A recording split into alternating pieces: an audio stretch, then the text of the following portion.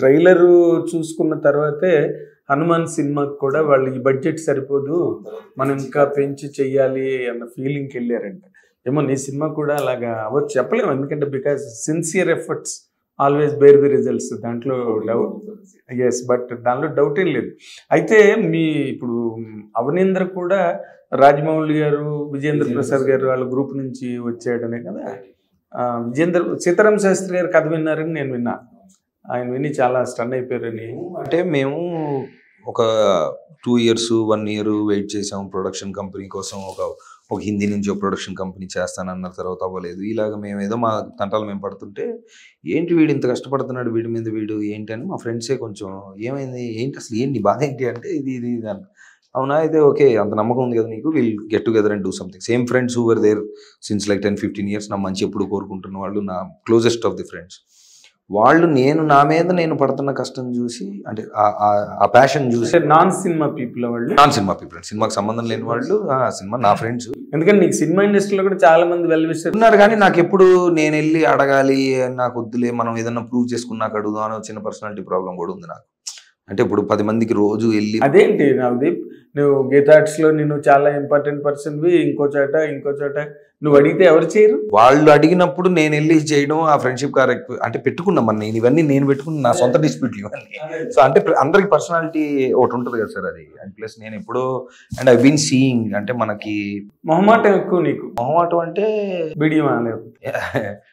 మనకి లేనప్పుడు మనం అడగకూడదు, మనకు వచ్చాక మనం సమాంతరంగా ఉన్నప్పుడు అడిగిన దానికి మనం ఒక లెవెల్కి వచ్చిన తర్వాత, ఒక మెట్టు కింద ఉండి ఒక లెవెల్కి వచ్చిన తర్వాత నువ్వు అడిగేది ఏంటి అసలు?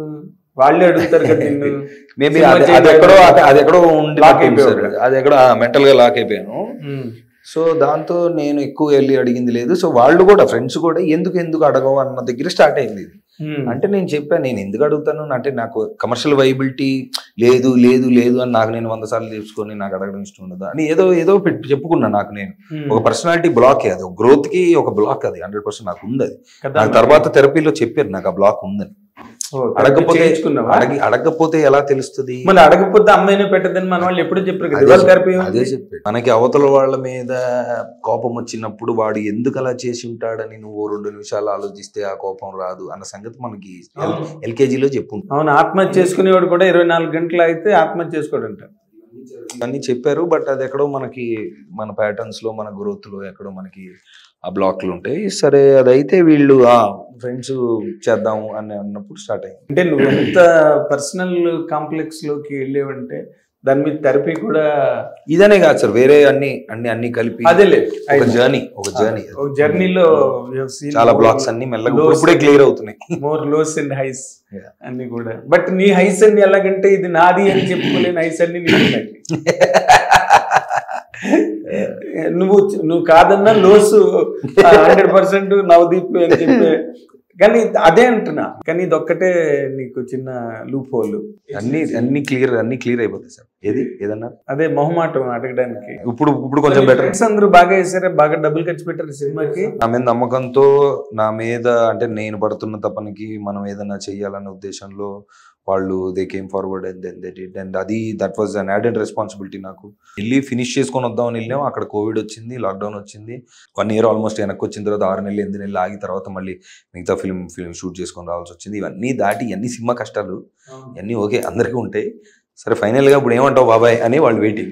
ఏమంటారంటే, బాబాయ్ అద్భుతంగా వచ్చింది సినిమా, ఇది మీ కథ, మీ ప్రేమ కథ, మీకు అందరికీ ఎక్కడో పాయింట్లో జరిగే ఉంటుంది. అండ్ మేము ఫీల్ అయింది మీరు ఎంత బాగా అంటే మీకు రీచ్ అవుతుందనే హోప్లో ఉన్నాం. అండ్ చాలా మంది ఎలాగున్నారంటే ఇదేదో యానిమల్ ఇన్స్పిరేషను, యానిమల్ లాగా ఉన్నాడు అన్న చిన్న ఆ మర్మర్ కూడా ఉంటుంది సార్. అంటే మనకి ఒక ఇంపాక్ట్ఫుల్ సినిమా చూసి దాన్ని బాగా నచ్చి మనం ఓన్ చేసుకున్నాక నెక్స్ట్ ఏదైనా విజువల్ చూసి దానికి సిమిలారిటీ ఉన్నప్పుడు ఇది దానిలాగా ఉంది అని కరెక్ట్, అది ఉండడం సహజం. అది ఆబ్వియస్. ఇప్పుడు మనం చూసిన సినిమాలు ఎక్కడో సిమిలారిటీ ఉన్నప్పుడు ఆ ఇంపాక్ట్ మళ్ళీ క్రియేట్ అయ్యింది వాడికి తలలో.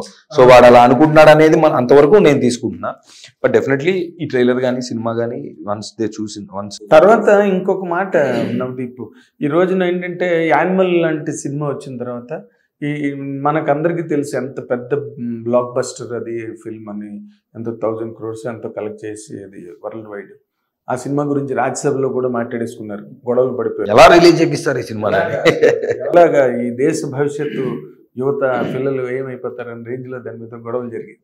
అయితే ఆ కైండ్ ఆఫ్ సీన్స్కి, ఆ కైండ్ ఆఫ్ ఓవర్ డోస్కి ఆడియన్స్ బాగా అలవాటు పడ్డారు. నవ్వి ఇట్స్ ఎ ట్రూత్. మనం ఏమాత్రం మొహమాట పడో లేకపోతే కన్వెన్షనల్గా పద్ధతిగా చేయాలి సినిమా అనుకుంటే మాత్రం జనాలకి అస్సలు యాక్సెస్ టు కంటెంట్ పెరిగిపోయింది సార్. ఇప్పుడు వాళ్ళు స్పానిష్, ఫ్రెంచ్, అన్ని అరబిక్, కొరియన్, అవి కూడా అక్కర్లేదు నవదీప్. మన రీల్స్ చాలు. రీల్స్, మన ఓటీటీలో వచ్చే హిందీ సీరియల్స్ అసలు ఓవర్ డోస్ రైట్. మనకు జయసూద్ గారు కూడా ఇంటర్వ్యూలో దాని గురించి మాట్లాడారు. Over dose sex, illegal contracts, everything. దాంట్లో లేనిది లేదు.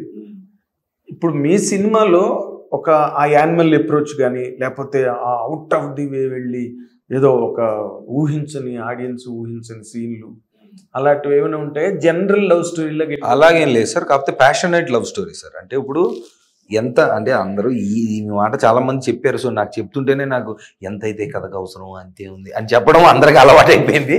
సో నేను అలా చెప్పను, కానీ అలా అని బోల్డ్ కంటెంట్ ఉందా అంటే అవును బోల్డ్ కంటెంట్ ఉంది, అది కాదు సార్. నా పాయింట్ ఏంటంటే ఒక మేఘాలయ మీరు వెళ్ళారు, ఒక వాటర్ ఫాల్ దగ్గర ఒక వయసులో ఉన్న ఒక అందమైన జంట, అందమైన అమ్మాయితోటి, మనుషులు ఎవ్వరూ లేని ప్రదేశంలో భయంకరమైన ప్రేమలో ఉన్న, రియల్ లైఫ్లో ఉన్న ఇద్దరు మనుషులు ఎవరూ లేనప్పుడు ఒక వాటర్ ఫాల్ దగ్గర ఎలా ప్రవర్తిస్తారు ప్రేమలో ఉన్నప్పుడు, అదే చూపించాం. అది కథకు అవసరమా, ఇంత అవసరమా స్క్రీన్ మీద అనేది అంటే. కానీ ఇందులో నాకు అనిపించిన అందం ఏంటంటే సార్, నా సినిమాని నేను చెప్పుకోవడం పక్కన పెడితే ఊరికి ఒక మాట అంటాను, ఆ తర్వాత చూసిన వాళ్ళు కూడా అంటే ఓకే శబాస్ అంటారు, లేదంటే వీడు కూడా అందరిలా చెప్పాడు అనుకోవచ్చు, అది నాకు తెలియదు ప్రస్తుతానికి.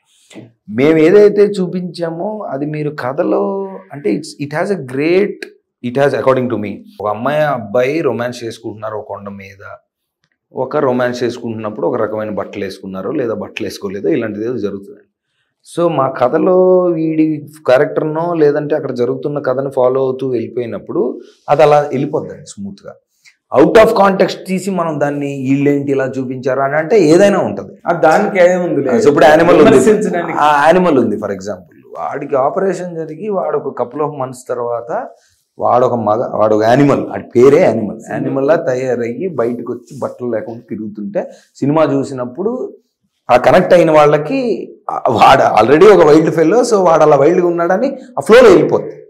అది పట్టుకొని వీడి నిజంగా ఇంట్లో అలా తిరుగుతారు అంటే తిరగదు.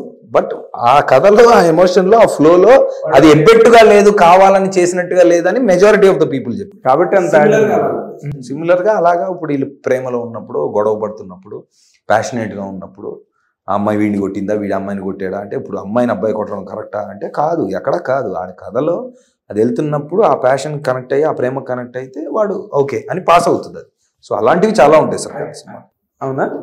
అంటే అటాకింగ్ సీన్స్, అటాకింగ్ రొమాన్స్లో అటాక్ బాగానే అటాక్ చేసావు నువ్వు.